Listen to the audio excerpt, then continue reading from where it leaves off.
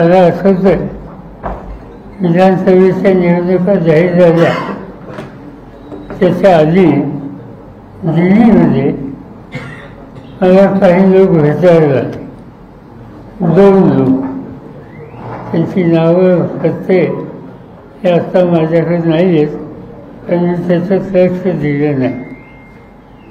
आणि त्यांनी मला सांगितलं की महाराष्ट्रामध्ये 288 विधानसभेच्या जागा आहेत, आम्ही तुम्हाला 107 जागा निवडून येण्याची गॅरंटी देतो.